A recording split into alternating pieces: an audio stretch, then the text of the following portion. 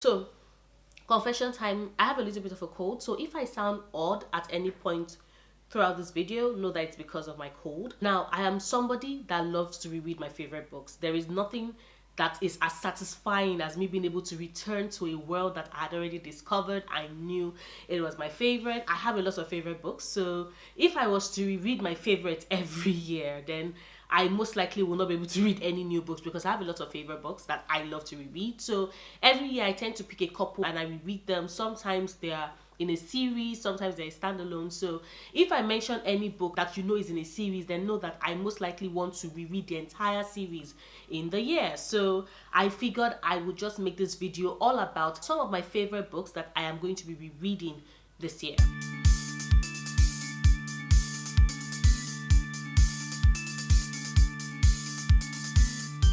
Starting with Freshwater by Akweke Emezi. I am not gonna lie, the first time I read this book, I savored it. It was a well-made meal. It was rich, it was lush, it was just vibrant. The world, the characters that Akweke created for this story that this amazing, brilliant person told us, like the level of detailing, the amount of spirituality in this book, just it brings me back to fond times.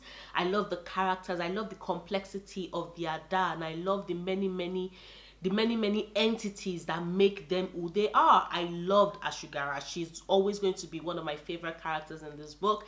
And if you've read this book, then you know who Ashugara is, and you're either one of two peoples. You either love her as much as I do, or you're like, of all the people to love in this book, it's Ashugara. Seriously, Noria. But yes, I definitely want to reread Freshwater this year, and I'm just excited about it. For those that don't know what this book is about, in this book we follow the Ada, who is an Ogbanje. That is a spirit child that was born into the land of the living and had one leg in the land of the living and one leg in the land of the spirits and such.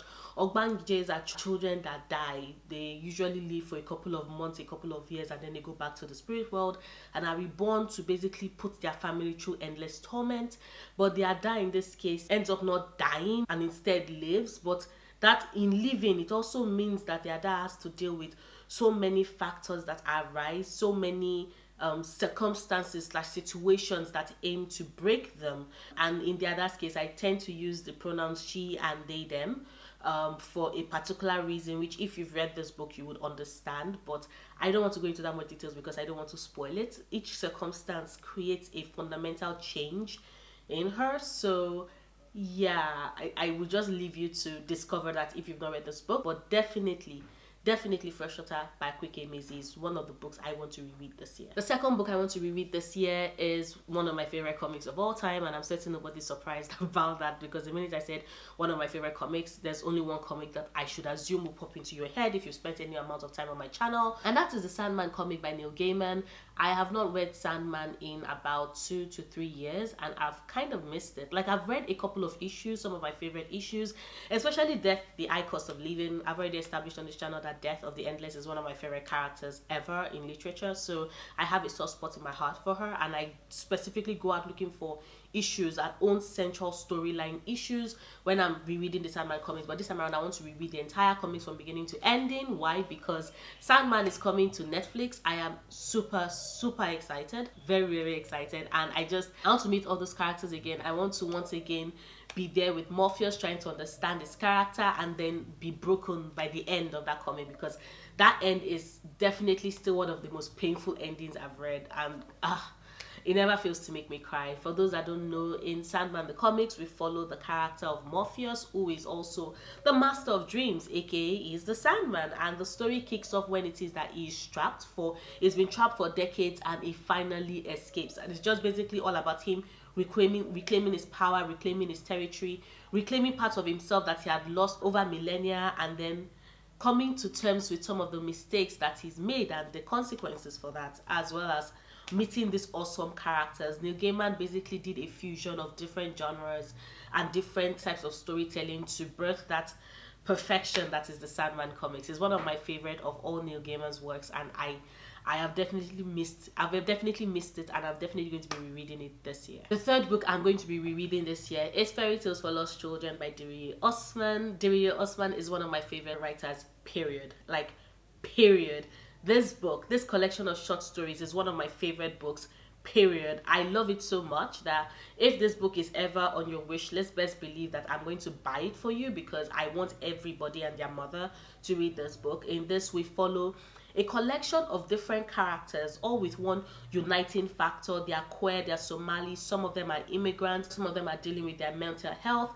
Basically, all of them are just looking for a place that they will call home, a beacon of safety and security in a world that is just so vast and can be so cruel to people that are either queer, immigrants, Muslims, or are dealing with their mental health. I don't want to go into that much details, because this is a book that every single story in it will just captivate you and capture you. And Diri Osman writes with this lyricism, this way of words, this amalgamation of different phrases that are just mind-blowing in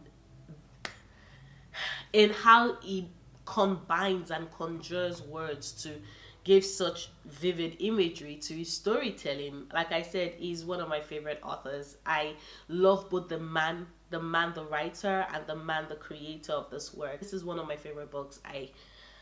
Ever since I discovered it like 4 or 5 years ago, I have been in love. I practically read it every year, but I didn't read it last year, so I'm definitely going to remedy it by reading it this year. The next book I want to read this year has to be one of my favorite romances of all time, Pride and Prejudice by Jane Austen. Yes, I reread that book every year. It's one of my favorite books. Jane Austen is one of my favorite writers, and definitely a favorite of a favorite classic for me. It's as my favorite trope, enemies to lovers. It also has this independent woman who would not be muzzled, and who has opinions and who has thoughts and voices, especially in an era when women are best seen and not heard. But Elizabeth Bennet would not let that keep her down.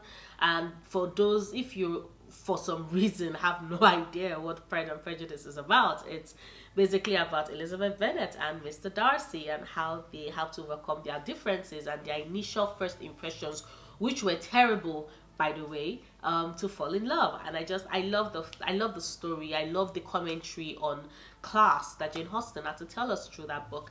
One of my favorite books, definitely a book I always reread every year. I have the Audible version that is read by Rosamund Pike. That's actually my favorite, so I am definitely going to be rereading it.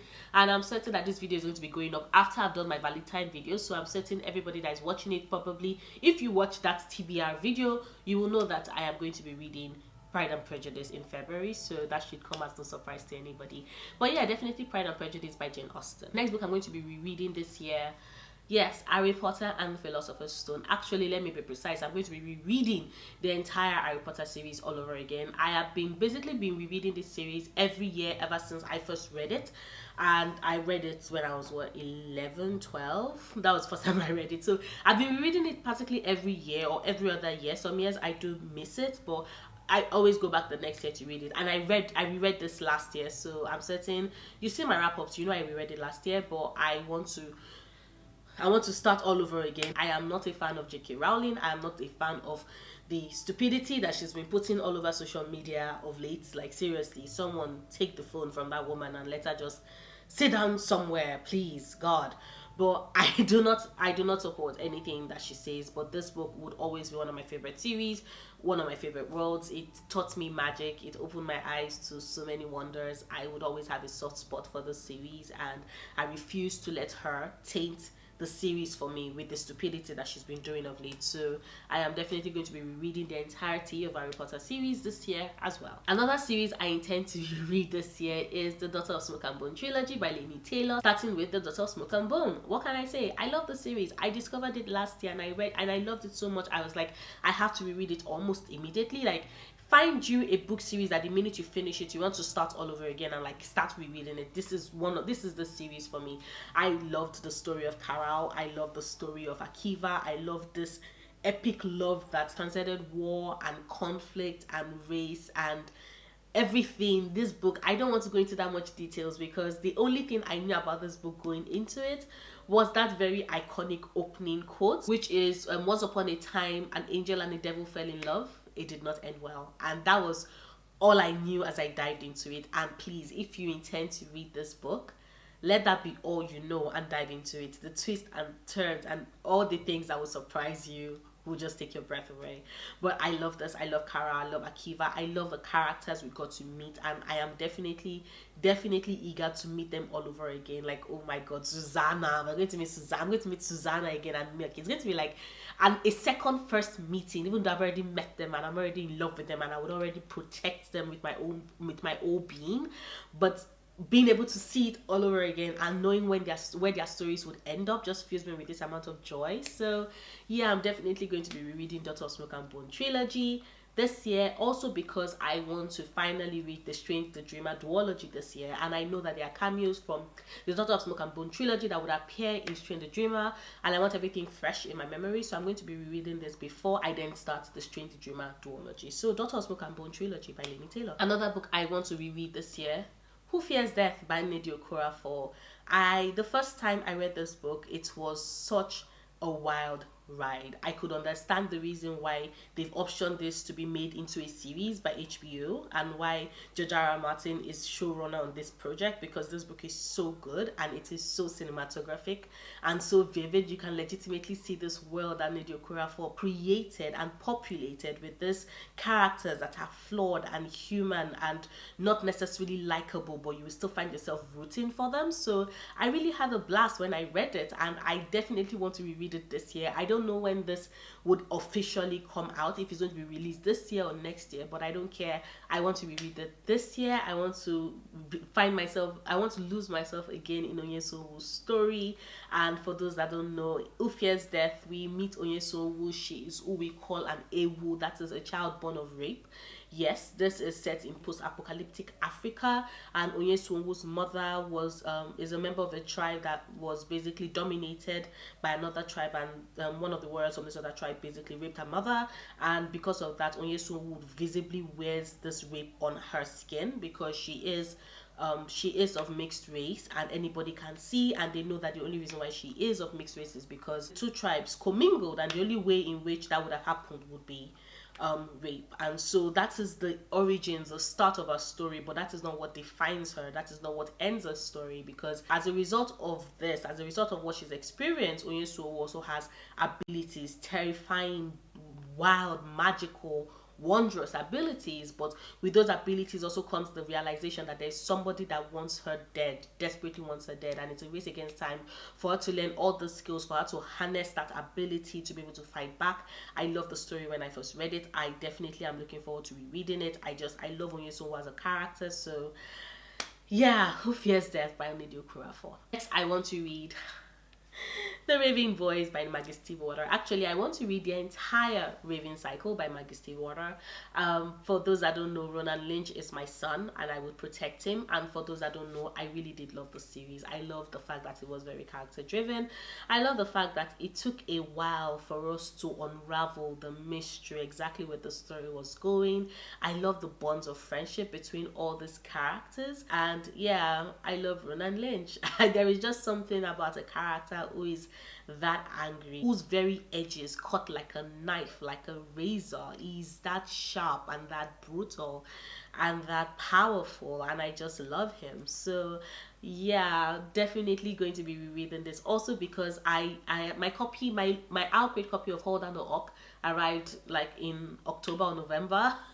And I've been wanting to read it, but I don't want to read it yet. I want to reread this entire Raven Cycle series first before I jump on Call Down the Hawk. So this is definitely the year when I want to finish this, when I want to carry out this reread of all 4 books in the Raven Cycle series, so I can read Call Down the Hawk. But yeah, The Raving Boys, or rather The Raving Cycles by Maggie Stiefvater, is yet another series I want to reread in 2020. And then there is City of Brass by S.H. Chakraborty, although technically not just City of Brass. I also want to reread Kingdom of Copper by S.H. Chakraborty, and that is because the third book, the final book in the trilogy, Empire of Gold, is getting released. In fact, it's coming out in about 2 months' time. So time is running fast against me. I need to reread them fast because I am intrigued. I definitely want to see how S.H. Chakraborty would wrap up the story. I am very, very interested, because even though I was not the biggest fan of the first book, I think I gave it about a 3 stars or a 3.5 stars rating, I can't remember.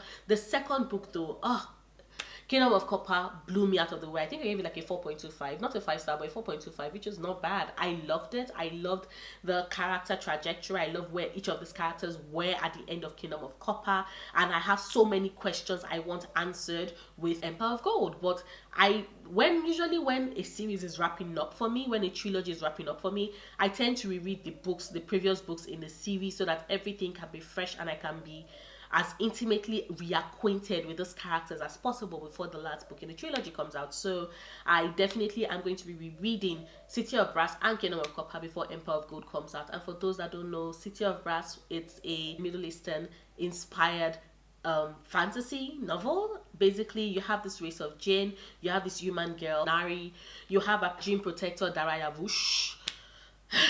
Goddamn, yes. You have Dara, you have a prince, you have two princes actually, and you have poor Nari caught into this web of political intrigue that she never signed up for, and this jinn race, and it's magical, it's beautiful. I can't wait to reread these two books so that I can be like ready for the third book. I think the minute the third book ships starts, it's on its way to me, that's when I'm going to pick up this two books so I can just binge them, because where they all ended, I definitely don't think I want to put myself through that pain of having to wait like extra time. I just want to finish Kingdom of Copper and immediately go straight to Empire of Gold. So definitely going to be rereading the first two books in the Devaba trilogy, that's City of Brass and Kingdom of Copper, before Empire of Gold comes out. The last book I'm going to be rereading this year, actually the last book I want to reread this year, not really a book, more of a series. This is of course Duality by Lee Bardugo. You all know this is one of my favorite series ever, and I wanted to reread this last year and I never got the chance to do so. So I am definitely going to be rereading it this year. One, because we do know that the Shadow and Bone series is coming on Netflix this year, and I've already reread Shadow and Bone last year. Still not my favorite series, but there's this Zoology favorite, absolute favorite. I want to reread this. I want to get lost in this world again. I want to meet my dregs. I want to once again worship at the altar that is Kazbreka and be amazed at my love for a character like that, because goddamn, I love him. I love him so much. But yes, for those that don't know, Six of Crows, you have a band of thieves coming together to pull off this most daring, incredible heist. And I definitely want to reread Six of Crows this year. I have missed it. I have missed the dregs. I've missed my children. I have and also I need inspiration because I want to get 2 new tattoos this year. So I think I'm going to get one that is Six of Crows themed. I'm not sure, but rereading the book will probably give me ideas to what designs I should get. And if you have any suggestions, you can also leave them down in the comments down below for me, because I don't know if I ever mentioned it on my channel, but I love tattoos. They are my absolute kryptonite. My plan is to get practically every inch of my body tattooed except for my face. But yeah, Six of Crows by Lee Bardugo. So those are 10 standalone / series that I want to reread in 2020. Let me know what some of your favorite books to reread are. Let me know if there's any book or series that you reread every year without fail, that's like a warm blanket that you just like pulling it on and just feeling all warm and cozy and meeting these characters again and just losing yourself in this world all over again. Just let me know, drop them down in the comments down below. If you like this video, please do not forget to give it a big thumbs up. Check out my other videos, subscribe if you want to, and if you do, don't forget to click on that notification bell so you can know every time I put up a new video. I make new videos every Sundays, Wednesdays and Fridays, and I'll see you soon. Until then, stay passionate, love books, love yourself. Bye.